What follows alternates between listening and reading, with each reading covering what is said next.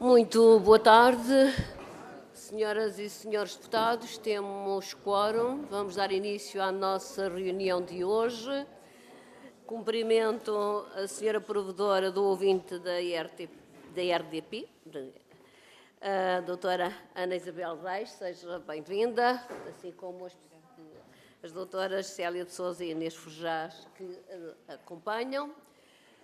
Cumprimento também todas as outras pessoas que assistem hoje à nossa reunião. As regras desta audição são conhecidas, a grelha de tempos também.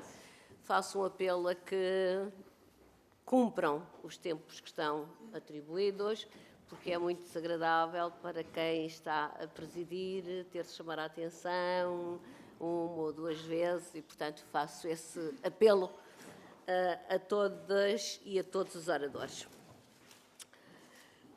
E, sem mais perdas de tempo, vamos então dar início à audição da senhora provedora do ouvinte da Rádio e Televisão de Portugal, nos termos do artigo 5º, número 2, dos Estatutos da Rádio e Televisão de Portugal.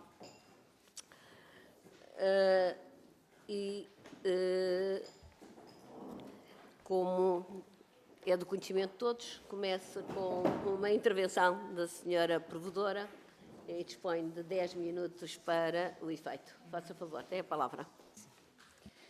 Muito boa tarde a todos. Se isto fica aqui mais próximo de mim. Muito boa tarde a todos. Cumprimento a senhora deputada Edith Estrela, cumprimento também todos os deputados aqui presentes. Agradeço a oportunidade que me dão em apresentar o relatório de atividade de 2023, o meu primeiro ano de mandato enquanto provedora dos ouvintes, das rádios do grupo RTP, Antena 1, Antena 2, Antena 3, a Antena 1 Açores e a Antena 1 Madeira, Antena 3 Madeira, RDP África e ainda RDP Internacional e as várias rádios na internet e podcast. Devo referir que desde o início me foram dadas condições necessárias para exercer as minhas funções. No gabinete trabalham comigo duas jornalistas que anteriormente pertenciam à redação. Ao provedor do ouvinte compete receber e avaliar as queixas e sugestões dos ouvintes, produzir pareceres sobre as mensagens que são recebidas, transmitindo-as depois aos ouvintes e também aos visados, indagar e formular conclusões sobre critérios e métodos da programação e da informação, assegurar a edição de um programa semanal e elaborar um relatório anual, aquele a que tiveram acesso, e é neste âmbito que se produz também esta intervenção nesta comissão parlamentar e depois responderei às questões que me queiram colocar. A tarefa de um provedor é de fazer chegar a voz dos ouvintes, onde ela deve chegar, para questionar e procurar respostas que solicitam, ou seja, fazer com que os ouvintes contribuam efetivamente para a sua rádio. A minha atividade tem duas vertentes principais: responder aos ouvintes e elaborar um programa semanal de 15 minutos, em nome do ouvinte, e tal como os anteriores provedores, entendo que tem ainda uma outra vertente, mais pedagógica, não apenas sobre a rádio e o jornalismo, mas que é também um exercício de transparência a de dar a conhecer o serviço público de rádio. Sobre a minha atividade, recebo as mensagens, ouço, peço esclarecimentos, analiso e respondo aos ouvintes com pareceres que dou conhecimento aos visados. As mensagens dos ouvintes são um ponto de partida para as temáticas abordadas no programa Em Nome do Ouvinte. É um espaço de reflexão ou análise mais aprofundada em que se possa expor e questionar critérios, opções, hábitos, mas também condicionalismos.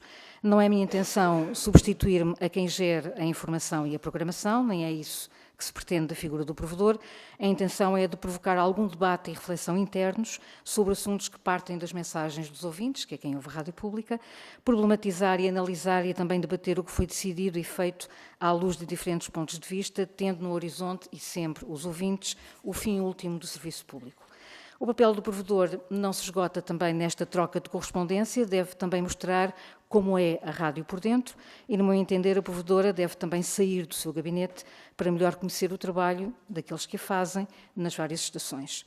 Nesse sentido, adotei também como metodologia o acompanhamento de equipas em alguns momentos para perceber como é o seu dia-a-dia, de como funcionam as coisas na prática, isto para melhor responder às mensagens, refletir sobre as temáticas que depois acabam por ser abordadas nos programas, mas também porque há questões que aparentemente são internas, mas que se refletem em antena, ou seja, naquilo que é escutado pelos ouvintes. Também há este lado pedagógico em explicar como se faz a rádio que se ouve e que os ouvintes não se cansam de me dizer que pagam. É uma forma de tornar transparente a rádio pública e de mostrar que fazer rádio não é apenas carregar numa tecla. Há uma equipa imensa do outro lado que a produz e que tem trabalho e que faz opções e decisões, e tem decisões com base em critérios e condicionantes que naturalmente os ouvintes desconhecem e que têm todo o direito de conhecer. Assim, iniciei uma série que denominei Rádio Fora de Portas, uma forma de observar no terreno como se faz e bem, e também o que falha e porquê.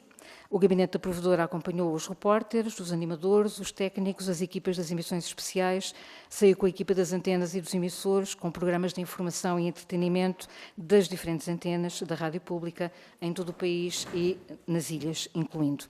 A série é uma forma de ouvir quem todos os dias leva a rádio, não falar apenas com quem decide, e de abrir a rádio pública ao público. Ainda neste âmbito, o Gabinete da Provedora, como devem ter tido a oportunidade de ler no relatório, estive e trabalhei nos centros regionais de Coimbra e Faro, nos Açores em Ponta Delgada, na Madeira no Funchal, no Centro de Produção do Norte em Vila Nova de Gaia. Trabalhei nessas redações durante alguns dias, falei com quem ali trabalha, gravei também os programas em nome do ouvinte nesses locais e tivemos também nos postos de emissor, quer de Serra da Lousã, quer também de São Pedro do Sul. As visitas prosseguem ao longo deste ano, já que no primeiro ano de mandato não foi possível visitar todos os locais. Sobre as mensagens, em 2023 o Gabinete da Provedora do Ouvinte recebeu 391 mensagens, houve uma quebra em 2021 e desde então tem-se registado um progressivo aumento, embora lento, sem alcançar os valores de anos anteriores.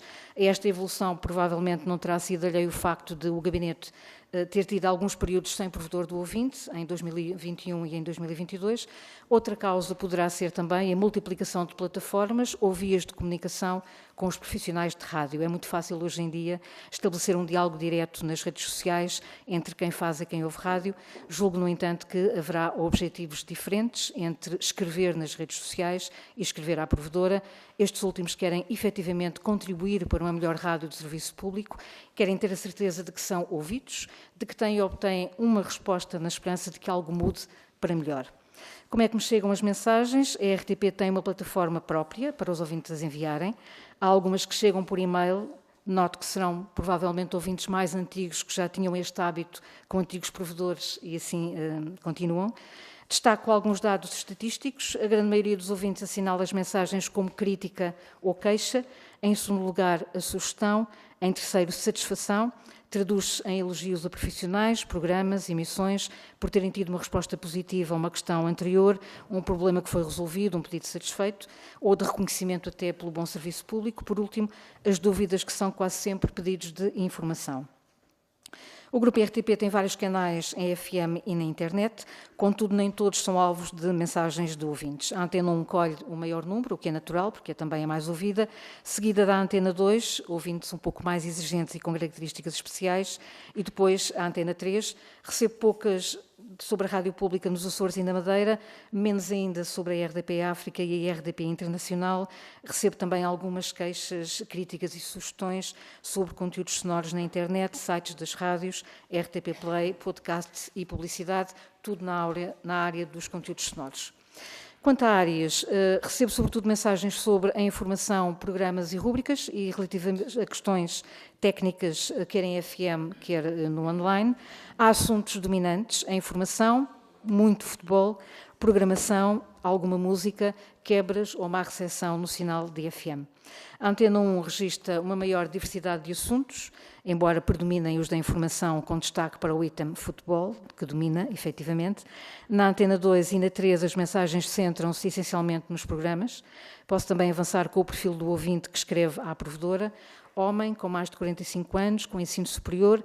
A distribuição geográfica revela que estes ouvintes residem nos dois principais centros urbanos, Lisboa e Porto, embora haja um equilíbrio entre a soma das duas cidades e o resto do país, quando se comparam os totais.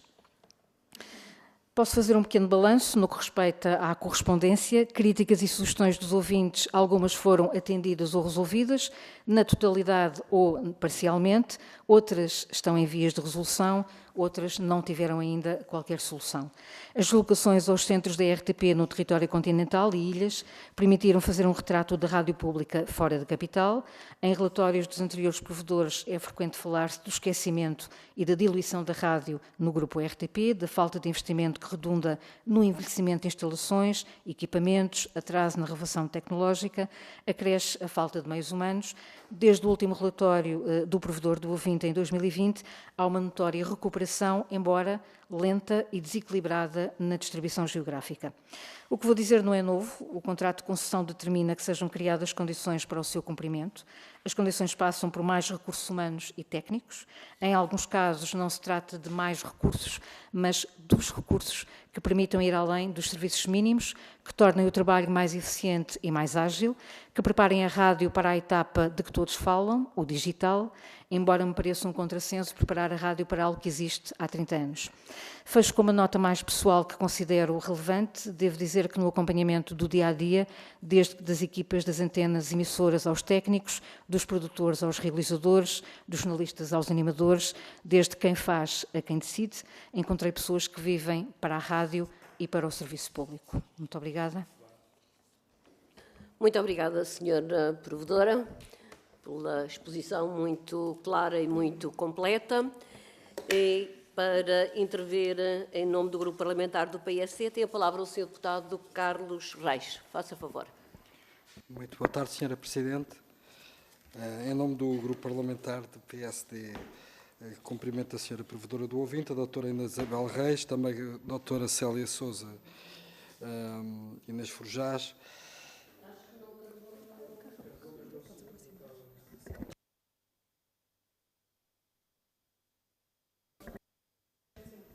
Está? Pronto. Então vamos repetir. Muito boa tarde, Sra. Presidente, e para a gravação, não é? Boa tarde, Sra. Presidente. E agradecer em nome do Grupo Parlamentar do PSD e cumprimentar particularmente a doutora Inês Isabel Reis, provedora, e também as doutoras Célia de Sousa e Inês Forjás, jornalistas. Agradecemos desde já a presença, o envio do relatório de atividades referente ao ano transato 2023, que consideramos prestar de forma clara e bastante pormenorizada a vossa atividade, assim como a intervenção que agora foi aqui proferida.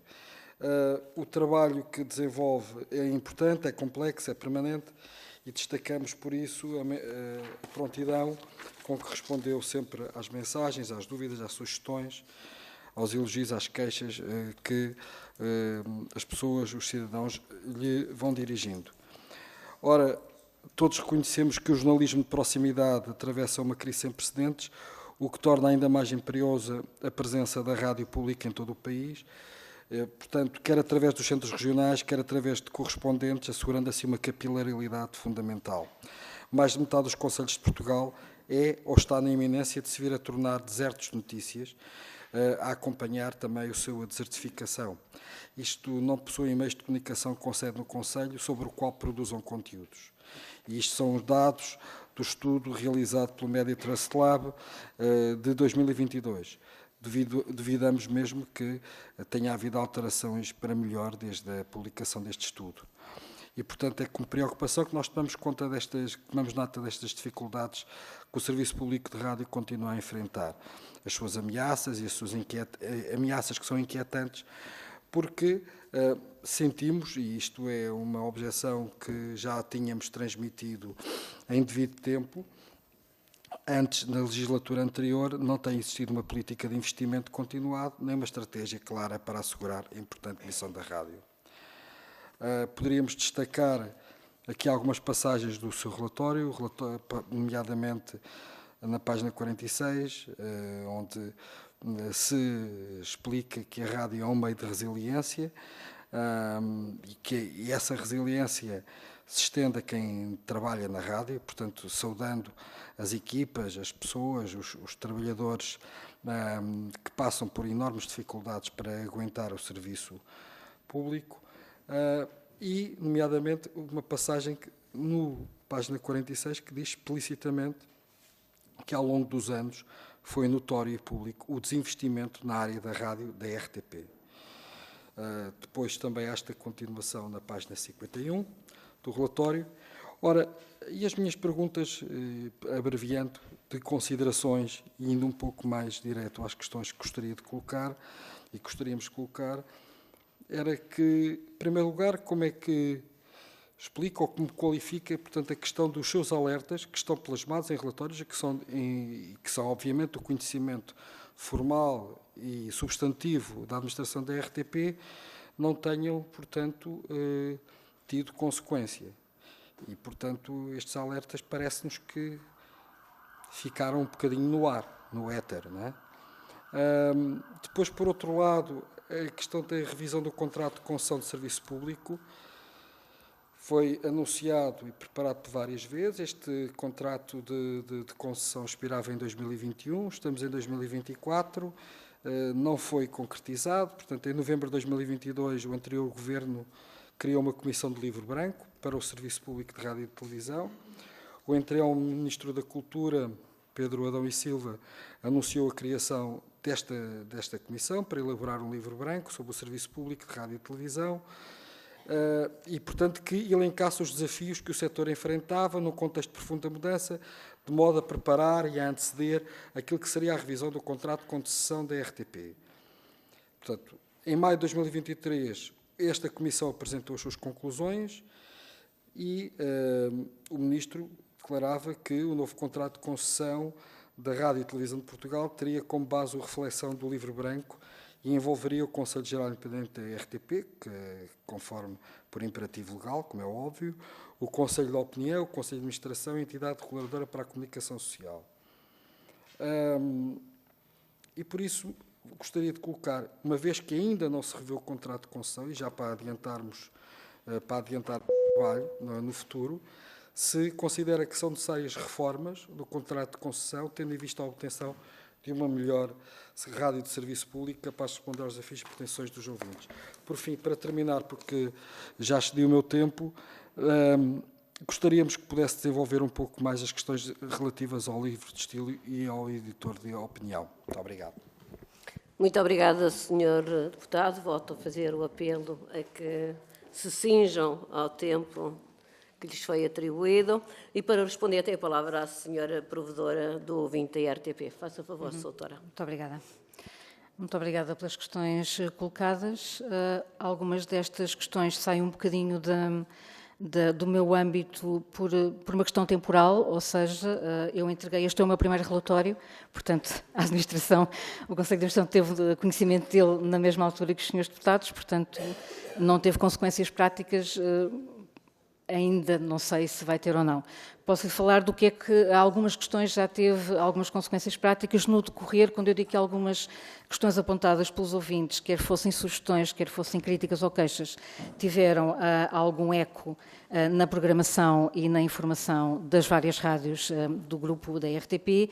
Algumas tiveram efetivamente e foram até no decurso de alguns programas e na execução de alguns programas, algumas coisas foram sendo alteradas, os programas tiveram inclusivamente de ser regravados porque havia já algumas situações que estavam em vias de solução ou mesmo resolvidas e as coisas tiveram que ser alteradas. Sobre estas questões mais estratégicas, o relatório foi entregue agora, portanto não sei exatamente qual vai ser a consequência prática. Algumas linhas vêm já de relatórios anteriores, isso é um facto, se calhar poderemos ir um pouco mais por aí. O último relatório é de 2020, julgo eu, do anterior provedor. Há algumas situações que permanecem, nomeadamente esta, que responde já aqui a um dos pontos que toca, que é a do jornalismo de proximidade. O relatório que eu cito e que também deu agora conhecimento é um relatório muito negro para a informação local, quer das rádios, quer dos jornais, quer das televisões regionais e locais.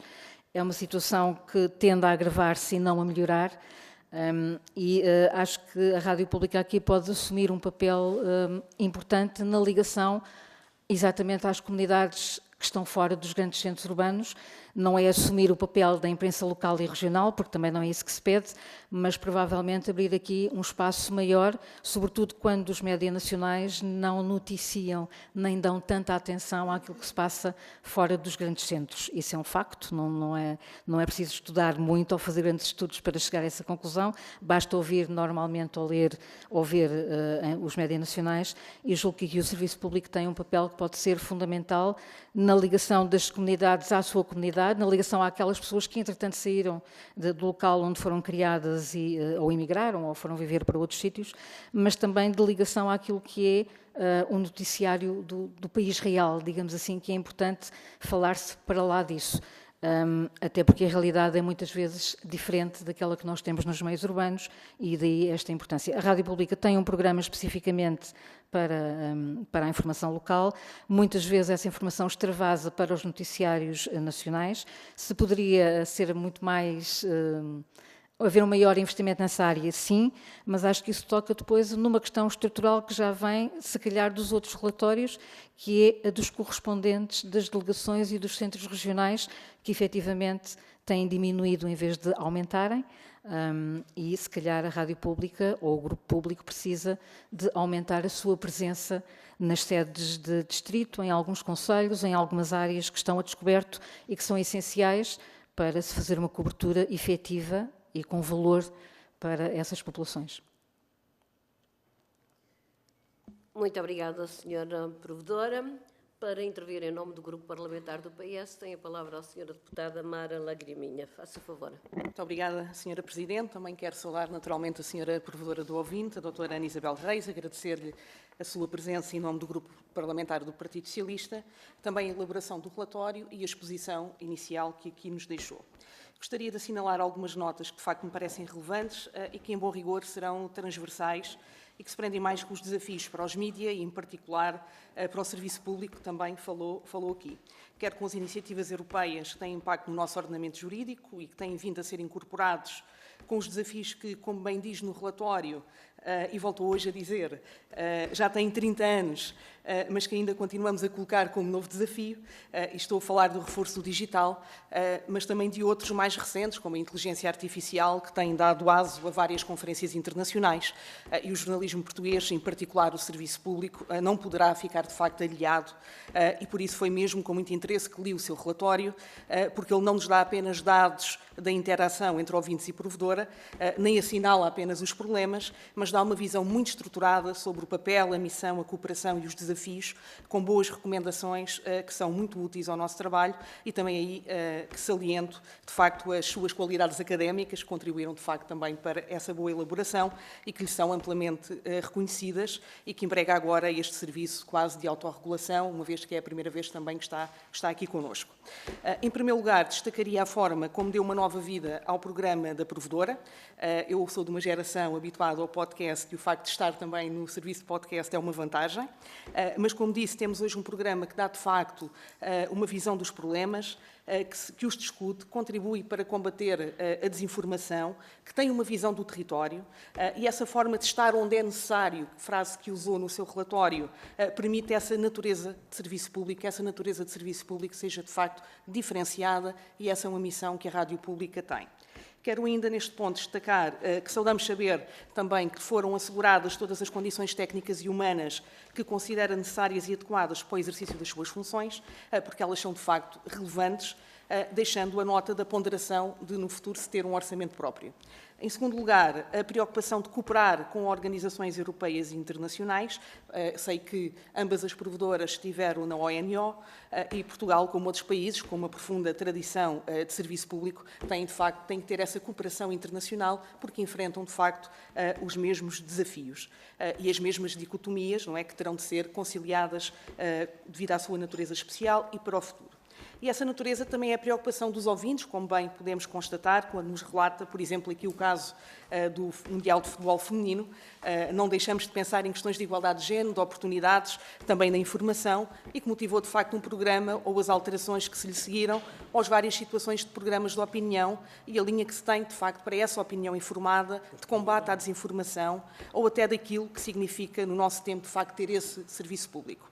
Em terceiro lugar, deixar aqui reforçada a importância de de um programa que salientou aqui, que é a Rádio Fora de Portas. Este tornou-se, de facto, uma espécie de explicador, como diz, de produção das rádios artesianas, dos conteúdos sonoros da RTP, como contributo que esclarece o ouvinte contribuinte. E essa é uma dimensão que, para nós, para o Partido Socialista, é, de facto, muito importante, porque torna mesmo o serviço num prestado de contas contínuo, uma carga de escrutínio que claramente diferencia o serviço público dos restantes mídia, e isso para nós é relevante, e que, de facto, essa coexistência entre o público e o privado é, de facto, em Portugal e noutros países, o melhor meio de salvaguardar que existe, de facto, uma presença no território que não tem por base apenas o lucro, mas, de facto, tem por base a coesão territorial.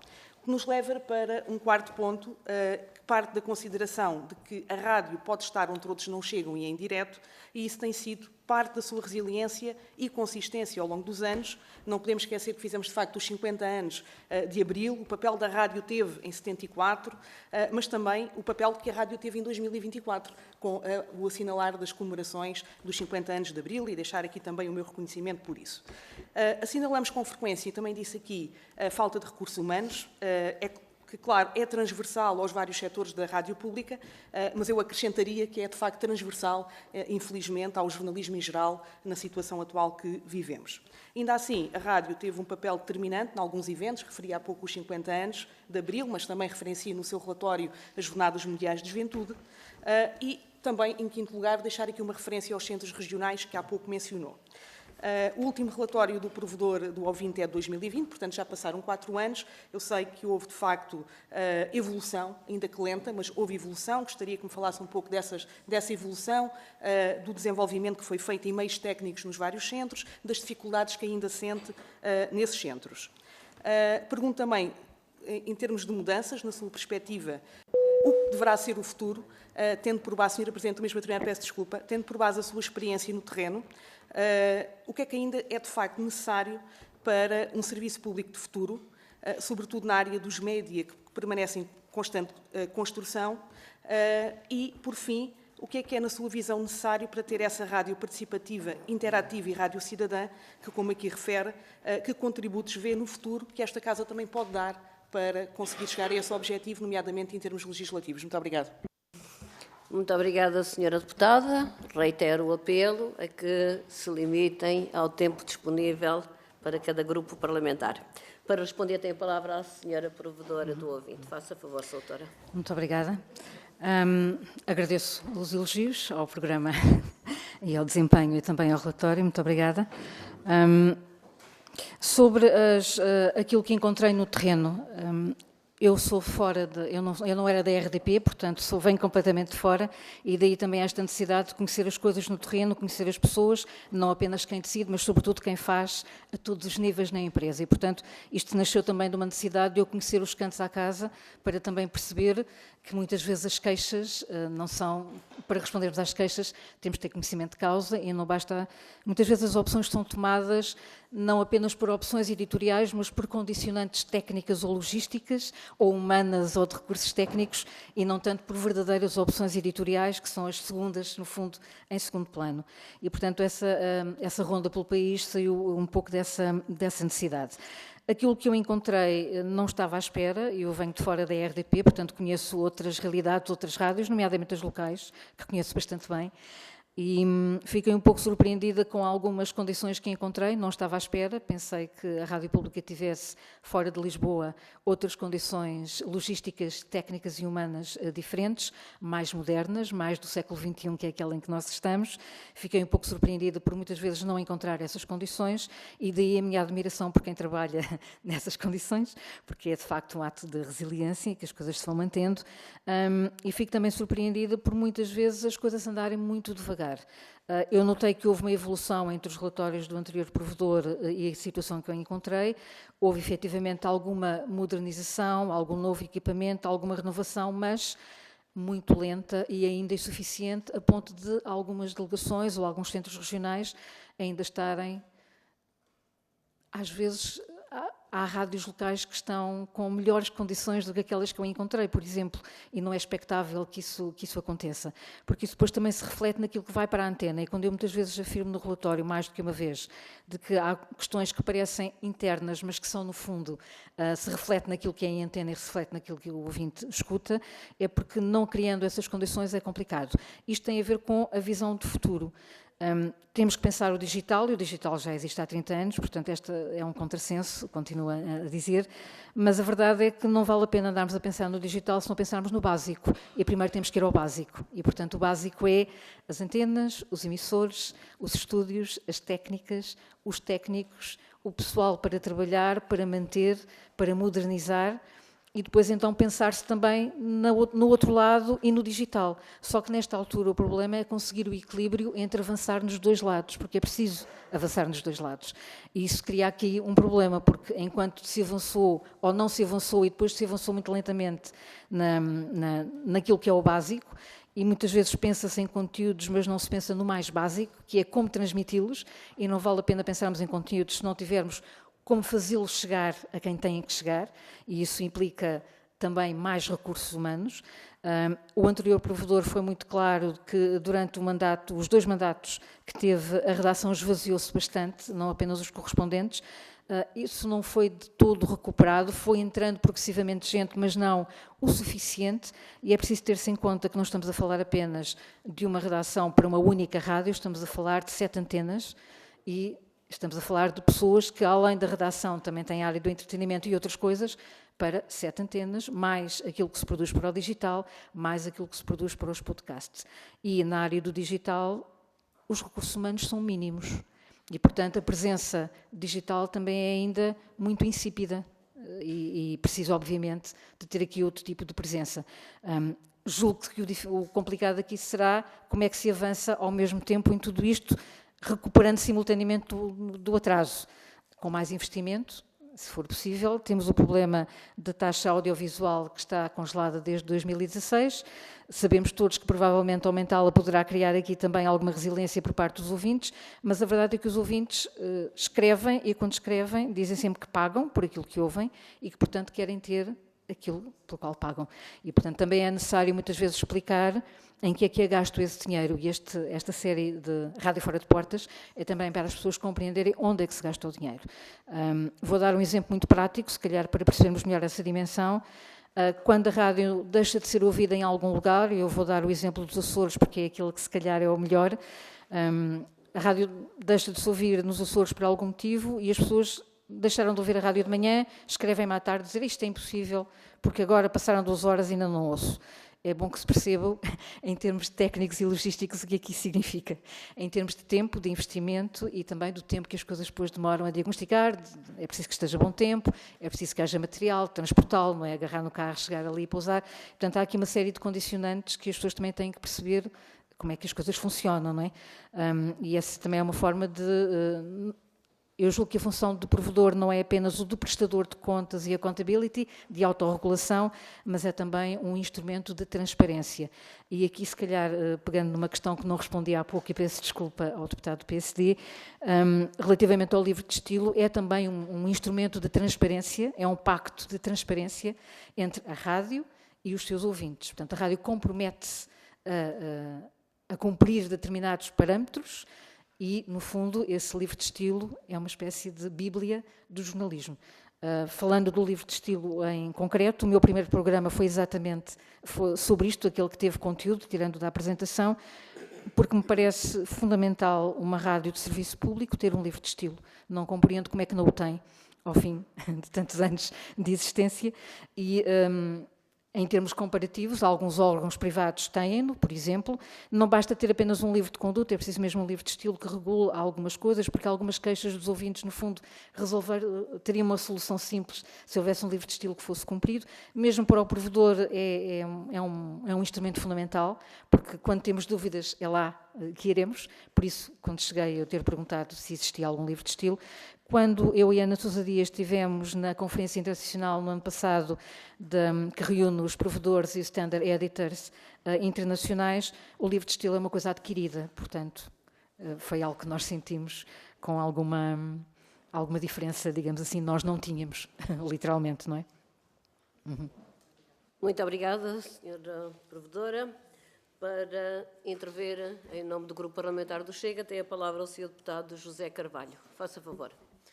Ora, muito obrigado, Sra. Presidente, Srs. Deputados, Sra. Provedora do ouvinte, Doutora Isabel Reis. Começo por agradecer em nome do Grupo Parlamentar do Chega a presença da Sra. Provedora aqui e a disponibilidade para esclarecer os pontos essenciais e as questões à volta da rádio pública em Portugal continental, nas regiões autónomas dos Açores e da Madeira, e sem esquecer, naturalmente, a diáspora.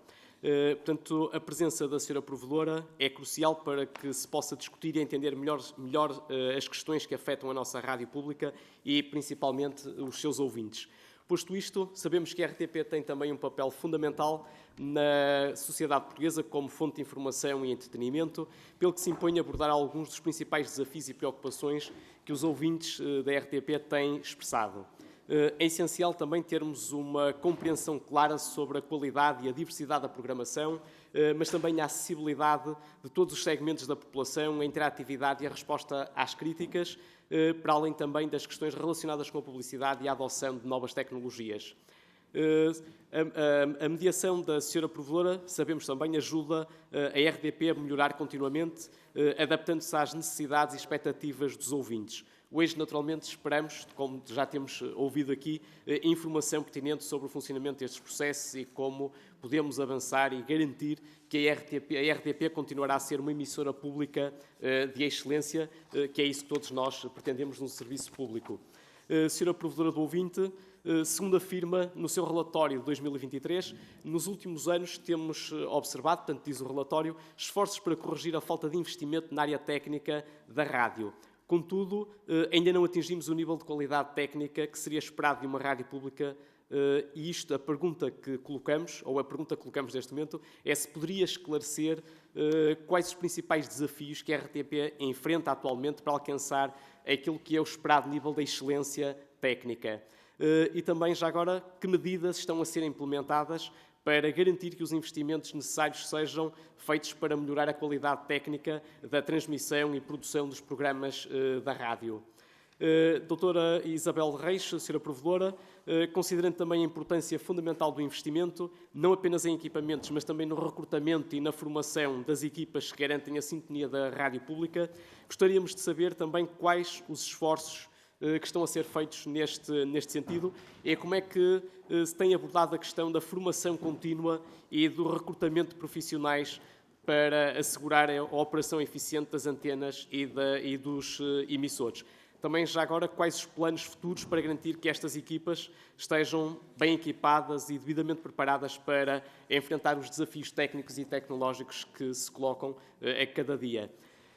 Em relação às queixas frequentes sobre o sinal fraco ou a dificuldade em sintonizar a rádio em várias zonas, como por exemplo na autoestrada Porto-Lisboa, que é, portanto, agora o que eu faço semanalmente, e em determinadas zonas, como sabemos, há um problema que é aparentemente antigo e que causa prejuízo àqueles que são os ouvintes tanto da Antena 1, como da Antena 2, como da Antena 3. Outra pergunta que aqui deixo, e também como ouvinte, e, portanto, é quais os principais obstáculos que a RTP tem enfrentado e quais as soluções que estarão no encalço para resolver este problema.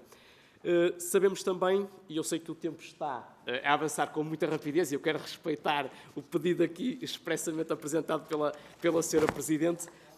Portanto, sabemos também que, relativamente aos livros de estilo, que já aqui foi abordada essa questão pela Sra. Provedora, uma vez que eles são essenciais para estabelecer as melhores práticas jornalísticas e são utilizados também fundamentalmente como referência para muitos órgãos de comunicação social, nós perguntamos o que é que está, portanto, uma vez que a RTP ainda não tem um livro de estilo, quais são os planos que estão a ser implementados ou para resolver também esta questão e como é que, na opinião da Sra. Provedora, e se nos permite esta questão, como é que a RTP vê a importância deste instrumento na promoção da transparência, da garantia e da qualidade do serviço público prestado pela rádio em Portugal.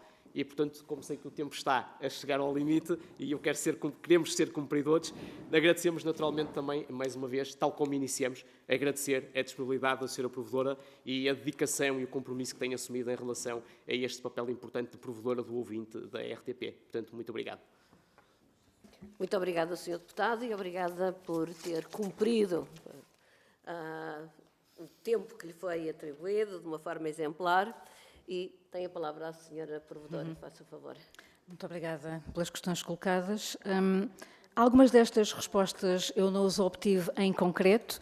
Aquilo que aconteceu foi que, posteriormente à entrega deste relatório, já no ano 2024, em janeiro, eu pedi uma entrevista ao Presidente do Conselho de Administração, exatamente para colocar algumas das conclusões que tinham sido constatadas no terreno e no dia-a-dia, mas também para responder a algumas questões colocadas pelos ouvintes mais estruturais. E, portanto, aquilo que posso adiantar é mais ou menos aquilo que me foi adiantado nessa altura e de respostas que vou tendo de forma mais ou menos avulsa, consoante vão chegando as mensagens dos ouvintes. Aquilo que me é dado a entender é que, por exemplo, para modernizar tecnicamente os estúdios em algumas delegações, centros regionais, Madeira, Açores, Porto, Coimbra, Faro, alguns estão em obras a decorrer, outros estão em fase de projeto, outros já estão meios concluídos, outros ainda nem sequer começaram a ser feitos, mas pelo menos há alguma coisa em termos de plano.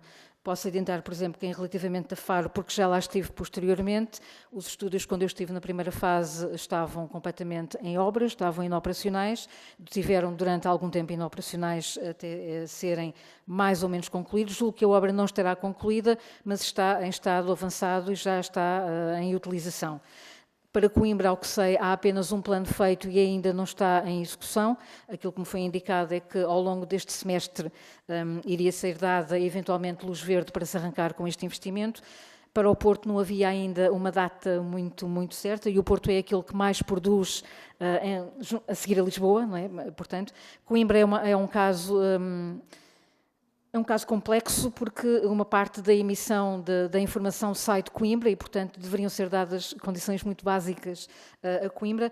Há um fator que me parece-me a mim determinante, que é, muitas vezes, por exemplo, questões que são práticas do dia-a-dia e que poderiam, talvez, ter já tido algum tipo de solução, que é, por exemplo, o sistema técnico com que Lisboa trabalha é diferente do sistema técnico com que o resto do país trabalha. Isso complica um pouco o dia-a-dia dos profissionais, quer técnicos, quer animadores, quer também os jornalistas. Eu própria, que trabalho muitas vezes no Porto, também me deparo com essa dificuldade e não sou a única. E, portanto, tudo isso acaba por... Depois todo o sistema burocrático que também acaba por pesar, assim como também tudo aquilo que é necessário às vezes para, quando eu falo às vezes no relatório de falta de agilidade, é todo este peso que existe. É uma empresa grande, com muita gente, com muitos processos e muitas vezes as coisas não se agilizam a tempo de rádio poder ir para o ar no tempo certo, com os conteúdos certos e com as pessoas disponíveis para fazerem aquilo que têm que fazer. Portanto, em termos de ponto de situação das questões técnicas, não lhe poderei adiantar muito mais. Sei que para a equipa de antenas e emissores estão a ser recrutadas novas pessoas. Em termos de formação, acho que é algo que vai ter que ser uma aposta mais séria, ou pelo menos uma aposta mais diversificada da formação de profissionais, sobretudo se tivermos em conta que hoje em dia se exigem profissionais com competências muito diversificadas, porque hoje em dia quer um animador de rádio ou um jornalista não é apenas alguém que pega no gravador e no microfone, tem que fazer um pouco mais do que isso, não tem que fazer tudo, nem deve, mas em algumas situações pode ser útil e pode justificar-se, mas também não se pode optar por fazer tudo, não é uma boa ideia, já se provou que não é uma boa ideia o multifunções, convém haver ainda funções específicas para cada um, mas por vezes convém também haver aqui alguma hibridização de funcionamento. A formação é fundamental. Eu não sei até agora como é que ela tem decorrido exatamente, mas parece-me que cada vez que entra um novo processo, uma nova prática, um novo equipamento ou uma nova forma de fazer rádio, não basta ser apenas técnica, mas a formação contínua é algo que é fundamental e é básico para também conseguir chegar a uma outra camada de que ainda não se falou aqui, que é como angariar o público mais jovem. Eu fiz aqui um retrato de um perfil de um público que está a ficar mais envelhecido e a rádio tem que começar a pensar naqueles que são mais jovens. Não é um problema do serviço público, é um problema transversal de todos os média, não apenas da rádio, mas se calhar começar a pensar como chegar, já nesta altura já não se deveria começar a pensar, já deveria ser algo já um pouco mais estruturado, e só há uma forma de nós conseguirmos chegar até aí, que é falar com os próprios da nova geração e perceber o que é que eles gostam, o que é que eles querem coisas muito diferentes daquilo que nós todos queremos. Eu própria, da minha geração, já terei coisas diferentes das mais velhas, como é natural, cada um tem os seus próprios interesses. Nas gerações mais novas é um pouco mais complicado, porque têm normalmente interesses mesmo muito diversificados e quase grupais, e, portanto, às vezes é um pouco mais difícil conseguir chegar-lhes. Os podcasts aqui representam, efetivamente, um passo gigante, e essa poderia ser uma aposta paralela ao produto rádio. Há aqui um fator, e quando falou na acessibilidade, que me parece a mim fundamental, é bom ter sempre em mente que a tecnologia, as novas plataformas são fantásticas, mas o serviço público tem que chegar a todos, quer as usem, quer não as usem, estejam onde estiverem. Portanto, quer tenham a tecnologia nova ou não. A esses temos sempre que chegar, até porque normalmente são as populações mais fragilizadas e aquelas que efetivamente precisam da rádio no seu formato tradicional. Ainda sobre o formato tradicional, porque às vezes o fascínio pelas novas tecnologias é demasiado absorvente, digamos assim, convém também não perder de vista que a rádio é o meio mais básico quando tudo falha e, portanto, é aquilo que subsiste. E já tivemos épocas críticas em Portugal, nomeadamente os incêndios, em que foram distribuídos kits com rádio de pilhas. A tecnologia foi distribuída, supostamente, não sei se depois foram pensados conteúdos para isso. E uma articulação entre os serviços, por exemplo, de proteção civil ou algo do género, e depois com a rádio pública, que pode ter aqui um papel fundamental de ligação ao território, já que, e voltando àquilo que há pouco falávamos, as rádios locais estão numa crise que é latente e a desaparecerem, e muitas vezes não têm os meios, às vezes não desaparecem, mas não têm os meios humanos para poderem assegurar aqui esse papel, e cabe à rádio pública assegurá-lo. E já agora falando na última questão de porque é que não se ouve num determinado zona na autoestrada, não é o único caso, há vários, aqui à volta de Lisboa inclusive, portanto não é um problema até do interior do país, é mais até urbano e de uma zona mais frequentada por pessoas que vão do Porto para Lisboa. Há uma questão que muitas vezes não se pergunta, mas eu acabei por colocá-la também ao Presidente do Conselho de Administração quando falei para o programa, que é a Rádio Pública não pode comprar frequências, ao contrário das rádios privadas, e, portanto, fica sempre dependente das licenças e das autorizações da ANACOM, e, portanto, este poderá ser um papel, se calhar, mais ativo por parte do Conselho de Administração, de poder aqui negociar frequências que não pode adquirir, ao contrário das rádios privadas, que quando não chegam a algum local compram e o assunto fica resolvido. Aqui isto não pode acontecer, não é? E a Rádio Pública tem que cumprir as potências e os raios de ação e, portanto, tudo isto fica aqui também um pouco condicionado. Depois, tudo o resto tem muito a ver com a manutenção que se faz aos equipamentos. Essa manutenção é feita, mas também é verdade que as condições meteorológicas muitas vezes acabam por, às vezes monta-se um equipamento, estou-me a lembrar de um caso recente, nos Açores tinham-se montado um equipamento novo de vários milhares de investimento e passado 2 semanas houve um temporal e teve que ser tudo novo outra vez, não é? Portanto, há aqui questões paralelas que não têm a ver apenas com uma questão de vontade e depois há concursos públicos e todo o tempo que isso acaba também por demorar e, portanto, há aqui outras questões que não têm a ver apenas com decisões propriamente ditas, embora depois as decisões possam ser de qual o melhor equipamento, o mais resistente, que às vezes não é necessariamente o mais barato, às vezes é aquele que é efetivamente o mais adequado. Muito obrigada, Sra. Provedora. Chegamos ao fim desta audição. Reitero os agradecimentos iniciais à Sra. Provedora, pela sua presença, pela exposição, pelas respostas muito completas e julgo eu que os senhoras e os senhores deputados que intervieram concordarão comigo que receberam respostas às suas perplexidades, perguntas, etc. E desejo-lhe as maiores felicidades e à sua equipa nas novas funções, que são desafiantes, mas também são certamente muito estimulantes e gratificantes.